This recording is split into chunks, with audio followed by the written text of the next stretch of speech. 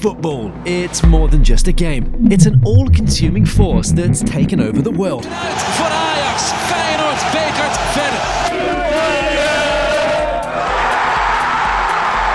It unites nations, divides families, and turns ordinary people into legends.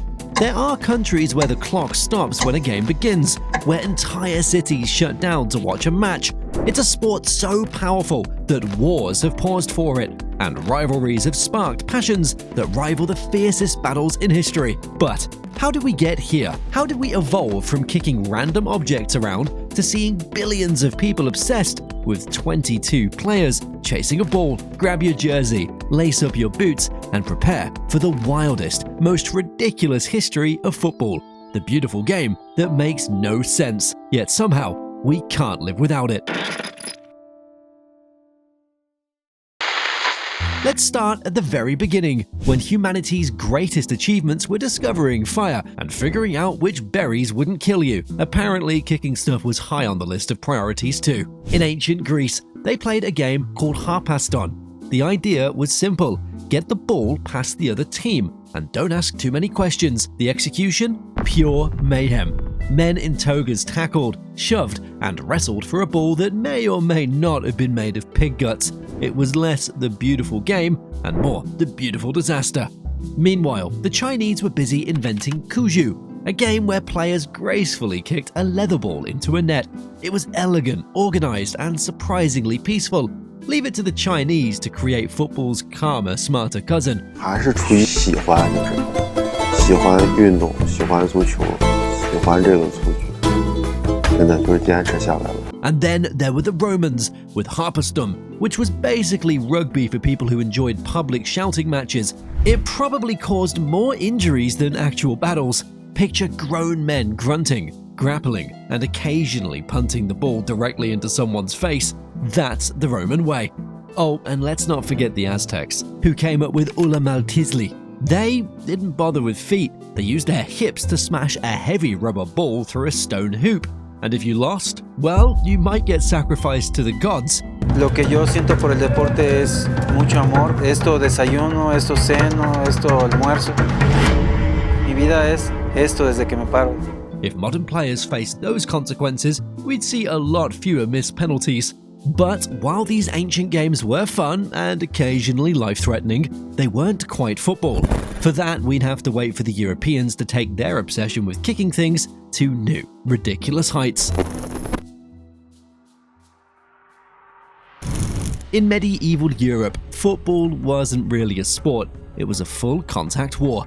Entire villages would play against each other in a game so wild, it made today's derby matches look tame. The goal? Move an inflated pig bladder from one end of town to the other. Miles? Yeah, we play between two villages, and the winning team is the team that gets the ball through the cemetery gates of the opposing village. And this is your ball? Yes, made of pig's bladder. It looks like a pig's. Oh! The rules? Well, there were none. You could punch, tackle, trip, or even bribe your way to victory. If you didn't end up with at least one black eye, were you even playing? The chaos became so bad that in 1314, King Edward II of England banned football entirely. He called it a devilish pastime, which is royal speak for, I got hit in the head with a pig bladder, and now I hate fun. Did the ban work? Well, of course not. If anything, it made people love football even more. By the 19th century, football was being played everywhere, from muddy schoolyards to cobblestone streets. But there was one big problem: nobody could agree on the rules. Some players wanted to use their hands, others thought that was cheating. One group probably wanted to bring a horse onto the field, and honestly, who could stop them? From the ancient Greeks wrestling over pig bladders to the Aztecs sacrificing players to the gods, early football was an absolute circus. But if you thought things couldn't get any wilder, hold on to your hats, because medieval football took the chaos to a whole new level. Enter the Victorians. If there's one thing they loved, it was taking chaos and turning it into a respectable activity. In 1863, a group of gentlemen in suits and fancy hats sat down in London to create official rules for football. This was the birth of the English Football Association. They came up with a few simple rules: no hands, no punching, and for the love of everything holy, no horses on the pitch. This wasn't just about creating a sport, it was about creating order. Early matches looked like something out of a Jane Austen novel. Imagine men in waistcoats and top hats slipping around a muddy field while politely shouting things like, "Good show, old chap." But despite the awkward beginnings, these rules worked. Football, it started to spread, first across England, then across Europe, and eventually to every corner of the world. By the 20th century, football had transformed from a quirky pastime into a global obsession, and with that came legends who turned the game into pure magic. Take Pelé, for example. He wasn't just good at football, he made it look effortless. Defenders would chase him around like lost puppies, and he'd still score while smiling. And then there was Diego Maradona, who had the skill of a god and the attitude of a kid who just found out you can eat desserts before dinner. His hand of God goal, it remains one of football's greatest moments of cheeky brilliance. And let's not forget Johan Cruyff, the guy who invented so many tricks that defenders probably needed therapy after playing against him. Watching him play, it was like watching a magician do card tricks, except that the cards were goals and the tricks made everyone question their life choices. But it wasn't just about the players. This was the era of fierce rivalries, where clubs like Real Madrid and Barcelona turned every match into a gladiator battle. The 1970 World Cup final against Brazil and Italy, that wasn't just a game, it was an event. Brazil's team were so good that they didn't just beat Italy, they danced past them. The final goal, where Pelé set up Carlos Alberto with a no-look pass, that felt like a work of art. It wasn't football, it was poetry in motion. And then there were the haircuts. The golden age wasn't just a time of incredible football, it was a time of questionable choices. Mullets ruled the pitch, flapping majestically in the wind as players sprinted down the sidelines. Mustaches? They were everywhere, some so glorious they probably deserved their own awards. Sideburns reached lengths that defied both gravity and good sense. If you ever need a laugh, just look up 1970s football haircuts and thank the universe for modern barbers. But that's what made the golden age so special. It was messy, it was magical, and it was absolutely unforgettable. Football wasn't just a game anymore, it was life. The players became heroes, the rivalries became legends, and the world fell completely, hopelessly in love with the beautiful game.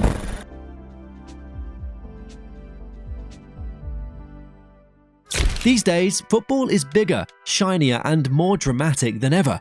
Clubs spend hundreds of millions on players, fans spend hours debating on who's better between Ronaldo and Messi, and technology has joined the fray with VAR. VAR, in theory, it's supposed to make football fairer.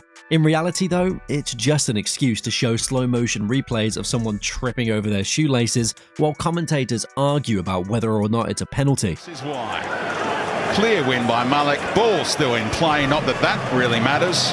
And then he's fouled in the area. As Cacao gets something on it. An excellent decision, brilliant, absolutely superb. Managers have also become stars in their own right.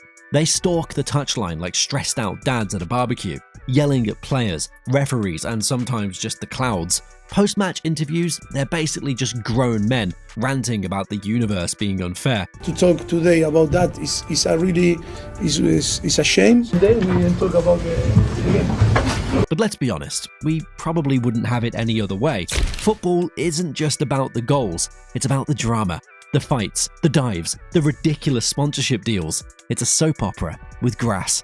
So, why do we love football? Because it's messy, unpredictable, and absolutely wonderful. It's the thrill of a last-minute winner, the agony of a missed penalty, and the joy of watching a goalkeeper accidentally score from halfway up the pitch. It's the kid kicking a ball against a wall, dreaming of glory. It's the roar of the crowd when their team scores. It's the hope that maybe, just maybe, this year is finally your team's year. Football, it's come a long way.